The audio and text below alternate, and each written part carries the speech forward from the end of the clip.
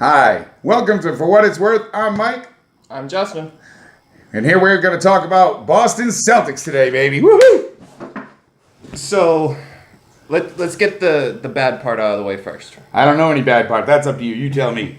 The Celtics had the worst record in basketball coming out of the All-Star break. Well, that's because they're warming up. They don't need to play right now as hard as they do. They're in the playoffs. They got to get ready and healthy for the playoffs that are coming up. Right. To me, it doesn't matter where they stand. As long as they're in, they got a chance. Mm-hmm. And as they proved to us at the end of their horrible homestand after the All-Star break, I thought that was a dream. Did that really happen? I don't ever see that. Happened. No. Are you sure it wasn't a nightmare? I wish it was a nightmare. Okay, well, we're going to forget about that because that's in the past, and we'll talk about right now. And we're on a 4-game road trip on the West Coast. And man, before we get in that, where we are, we're in 5th place in the East. We're 9.5 games out, 1 game behind Philly in 4th, and 2 behind Indy in 3rd. I thought the West was the best division, and how much they were going to, it didn't matter who came out of the East because the West was winning. We have Golden State. Well, now we go to Golden State. In Golden State, before the game, and see that if we were in the West, we wouldn't be in 5th. We wouldn't be 9.5 games out.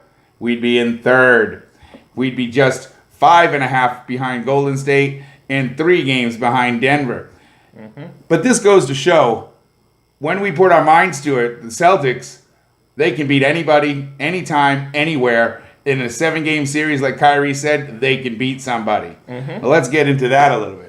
Yeah. If you're unaware, the Celtics went into Oakland and defeated Golden State 128-95.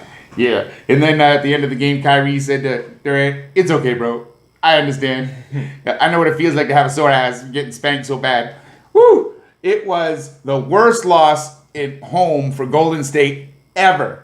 Not to mention, it was the worst loss in the tenure of Steve Kerr, the current coach. Yeah. That Golden State team has been dominant for years, and the struggling Boston Celtics came in there and showed them that we can't be played with. No, they put a whooping on them. When they went on the road, it was very much concerning for the area, saying, if we don't do something now, we're done. And obviously the team took that to heart, and they did exactly that. They put a spanking on the Golden State Warriors that have never been seen before in my lifetime. Yeah, there was, from the very beginning of the game, the Celtics started on an 11-0 run. And then halftime, they're up by 25. Golden State comes out in the third quarter. Scared me for a minute. Kind of brings it close-ish, 17 points. And by the end of the third quarter, the Celtics actually extended the 25-point lead to 29. It was a very great game. All the players were key contributors.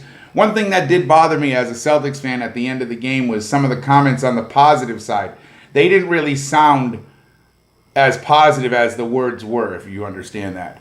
Yeah. He was saying, it's okay, we don't all have to be great every day. We're all great and we know it.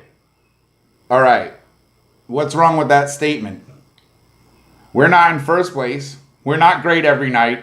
We're not all great players. On paper, we look like we could be good players, but egos make people between great in a bad way, and then skills and actions make people great in another way. Mm-hmm. Well, we're not great in that other way, but we are great in running our mouths, and that isn't something I like to see.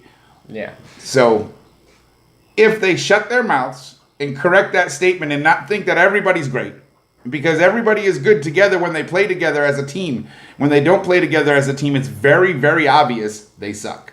And I don't mean suck as in individually, because Kyrie can do anything about anybody. And Tatum can probably do it. And Horford's probably one of the better centers. But they need to focus as a team. Make that extra assist, and get it in there. Because when they do that, they roll over teams. And any team, just ask Golden State. The Celtics had 39 assists, and that was a team record since 2000. Wow. So even in the Paul Pierce era, they didn't do that well. So, no, they were really moving the ball well. I was really impressed. And not even to think that would be one of those over-the-mountain Super Bowl games and letdown games the next day where we're on the West Coast road trip and all. Well, Just at Sacramento, how that went. Yeah. Sacramento got disappointed as well, but they put up a much better fight. Yeah, they did challenge us out. But, like you said, they put up a better fight but couldn't hang in the end. They did scare me. Barnes had a three-pointer with about 29 feet left in that shot with no time. And if he hit it, it was over. We lost, but he didn't. And, hindsight's 20/20, Barnes. You should have made a better shot. Well, we won again. Yeah. We're back on our track.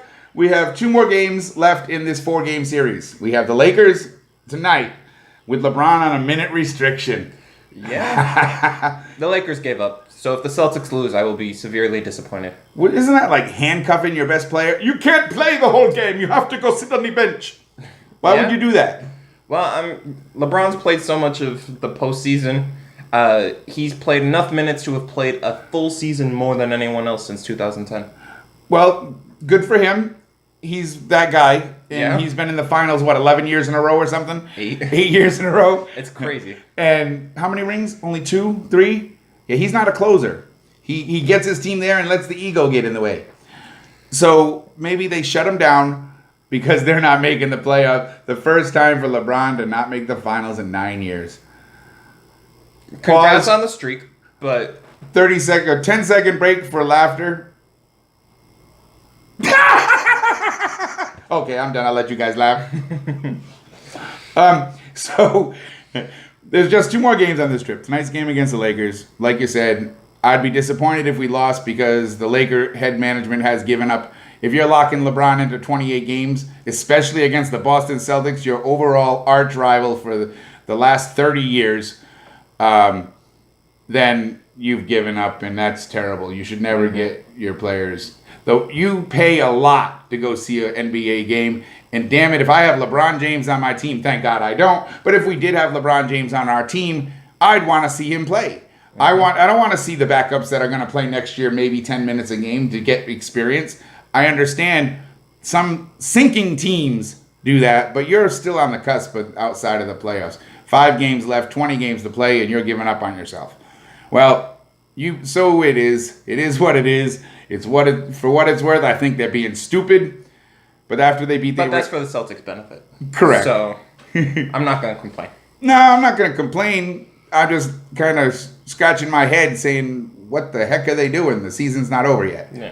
Yeah, but their Staples Center neighbor, I suppose, the Los Angeles Clippers are on the slate after that. Yeah, so they get to stay in the same building the same next day and play another team from LA that is kind of on the cusp of better than the Lakers. And that's more of their challenge. I personally think the Lakers and Clippers, as a Clipper owner, I want to beat the Lakers first. If I can't do anything right, which they usually can't, but they've been a little bit better, get ahead of the Lakers, at least my hometown rival. I want to at least have city bragging rights. Never mind NBA bragging rights because I don't got them. So the Clippers will try harder against us the next day than the Lakers will tonight. And I think we should finish this trip at least 3-1, if not 4-0 for the West Coast. And that in itself is a rare feat. If we can do that, that'll give us the confidence to go into the playoffs and beat anybody on the road. And basically that means Milwaukee or Toronto. Yeah. Because if we don't get by them. Yeah, and that 4-game stretch, if we can go undefeated in that stretch, that's a silence the doubters kind of moment. It's more of, I'm tired of you guys saying, the critics specifically, I'm tired of you guys saying we suck. Yeah. Because they can't play as a team, they can't do this. We've seen that they can. It's more of, do they want to? Right. And what's going on at the time of the game in the locker room. Yeah, right so, there. I know we're a talented enough team. Gordon Hayward's been incredible these last 2 games. Hopefully it's a start of something, a trending thing for him that he's getting better and allowed more playing time. Yeah, the confidence is coming back, and that's big great. step. Yeah, it is. He's healthy. He's been healthy for a while now, and his confidence is coming back, and the team's starting to play better with him. It's coming together at the right time. I agree. Well, that's what we got for you today on this Celtics recap and preview for what's going on coming up into the playoffs. We'll probably get you 1 or 2 more on the Celtics before the playoffs, and then in the playoffs we'll be more following the Celtics deeply. Same thing with the Bruins and the Red Sox in preseason. So we'll be touching on those things mostly, but it's getting ready to ramp up. And for what it's worth, I'm really excited. I can't believe that it's this time of year. I get really pumped up in the spring. Yeah, playoffs do that Playoffs, to you. basketball, hockey, NFL Baseball. draft, baseball opening day. Oh, baby, I'm ready to go. Yeah. Yeah, and until that day comes, we'll be here along the way. Please subscribe, click like if you like this video. Leave a comment if there's anything you want to hear about or you want to know about. We'll be glad to try to research it, or maybe we already know and we're very opinionated on it. At least I am. So another week has gone by, and I want to thank the Celtics for giving me a good week this week. Yeah. So, for what it's worth, I'm Mike. I'm Justin. Thanks again. See you next time.